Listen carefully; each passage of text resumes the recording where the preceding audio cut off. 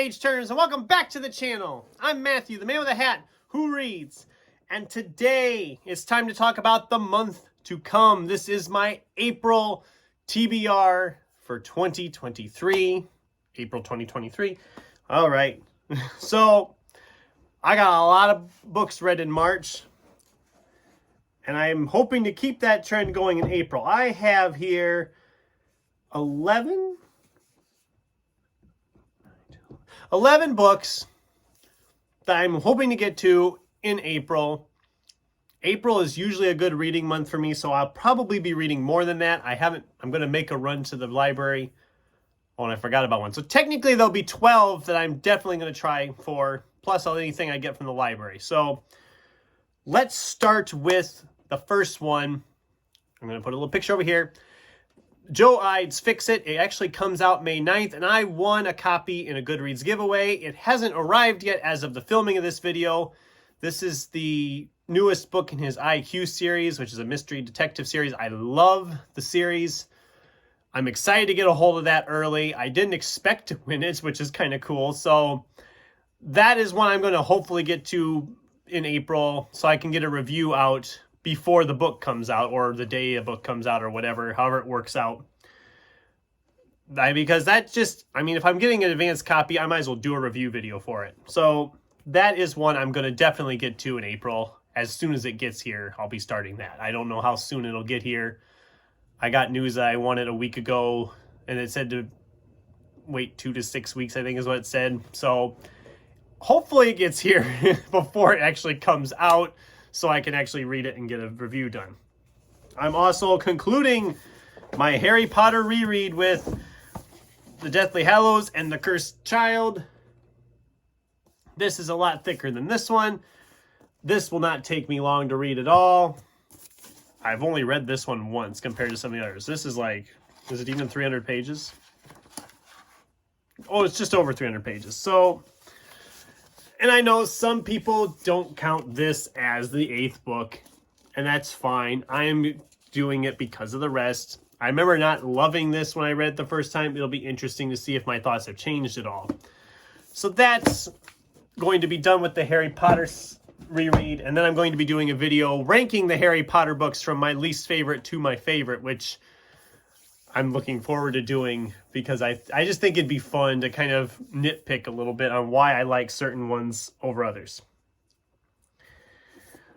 We also have the reread, the first of my planned Neil Gaiman short fiction reread this year. I was going to do one every 4 months, so one in April, one in August, one in December.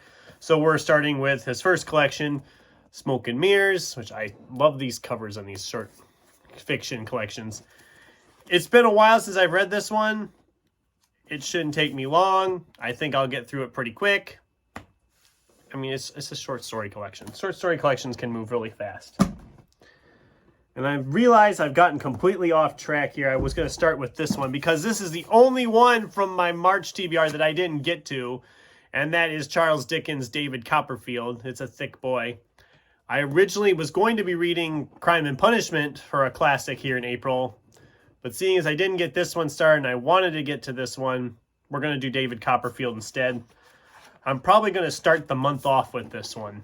So I wanted to lead with this one. I don't know why I led with the other stuff, but whatever. I will get to this one in April, and Crime and Punishment I'll maybe move down to like May or July. I can't do it in June.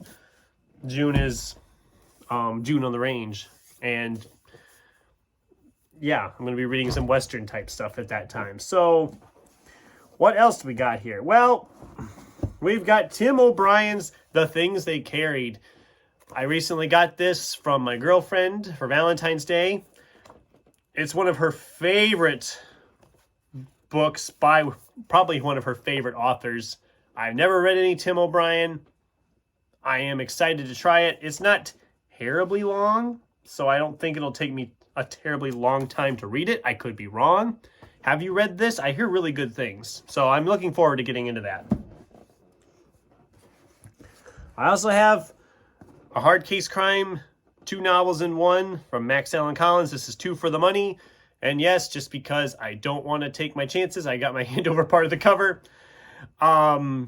It's crime fiction. I love Max Allan Collins' stuff, so I'm excited to dive into this series.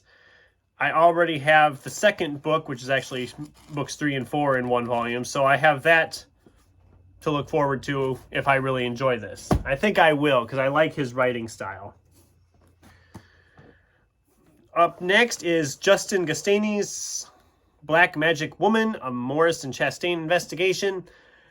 I recently had this in a video about what am I waiting for.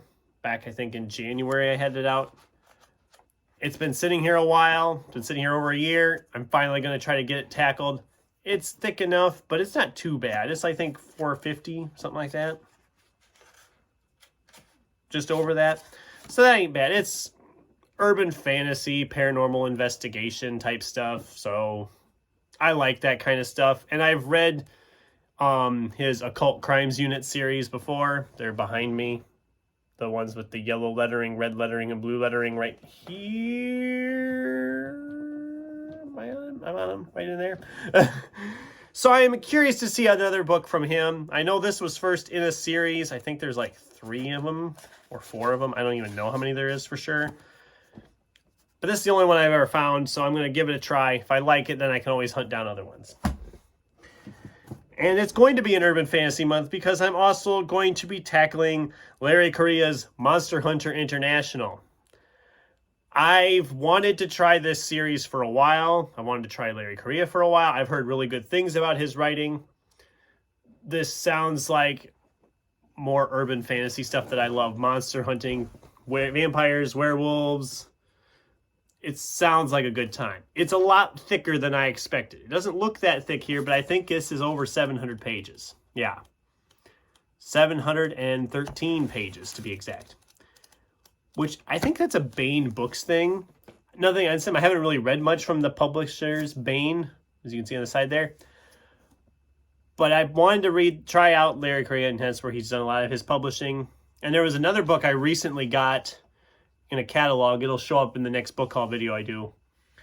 The book sounded interesting. I thought, oh, it's time travel and stuff. That sounds fun. And then I get the book and it comes out of the package and it's like 980 pages long. In mass market paperback. So this thing's a chunker. I'm like, what am I going to do with that? I'm never going to get to something that long anytime soon, but well, we'll see. We'll talk more about that in the next book haul video I do. But this is one I've wanted to try. I'm excited to get into this. I'll probably be starting this one pretty early in the month. I really want to get into that. Okay, another book that's been sitting here a while. As a matter of fact, these last few have all been sitting here for a little while. This one's been here the shortest amount of time. This is Adrian J Walker's The End of the World Running Club. It's a post-apocalyptic thriller. Says, the asteroids are falling, the clock is ticking, you must reach your family across 550 miles of wild wasteland. On your mark, get set, go. This is one I'd heard about. It sounded interesting. Then I forgot about it for a while. And then I happened to find it in the clearance corner at Half Price Books for like $2. And it looks brand new. I mean, the book is like in prime condition. So I thought, you know what? For $2, I'm going to try it. I love me a good post-apocalyptic thriller, so I'm really excited to dive into this one. And it's fairly decent-sized print, so I don't think I'll struggle with it too much. I'm really looking forward to this one. We have Ada Hoffman's The Outside. I've had this one sitting here for almost 2 years now. This is an angry robot title, sci-fi, AI gods. Sounds fun. I actually had this on some TBRs last year, and I never got to it. I always kind of was postponing it. I'm hoping to really actually finally get to it this time around. We'll see. It's not overly thick. The print's a little small, but not bad. I mean, and look at this cover. I'm sorry. Look at that cover. It's freaking awesome. Say what you will. If you haven't read much of Angry Robot stuff, they have like a great cover department. Their covers are just top notch, and this is just a gorgeous cover. They're really good about that, getting you the covers that are going to catch your eye. But I'm excited to dive into this. I haven't really read a straight up sci-fi yet this year, so I'm looking forward to something like that. And the last one for the month that I'm hoping to get to has been sitting here. God, let's see. Well, it'd be this coming October, it would be 2 years it's been sitting here. And I was going to save it for October of Horror because it's kind of a horror bit of fiction, horror thriller fiction.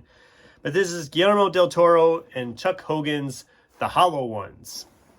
I had this in my October of Horror TBR last year and was hoping to get to it and didn't get to it, so I was going to put it in this year. But when I did my reread video, I was going to plan to reread the Strain trilogy from these two authors as well in October. And I thought, okay, if I'm going to do those three from these authors, am I going to want another book from those same authors either in the middle of that, before or after it? And I thought, you know what? Let's just get it out of the way. It's been sitting here a while. It's time. It's not terribly long. I know it's the first book in a series, and it was published in 2020? First edition, August 2020.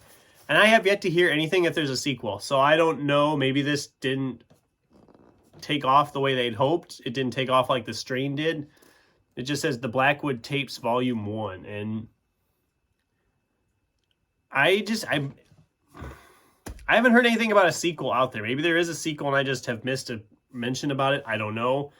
I am excited to dive into this.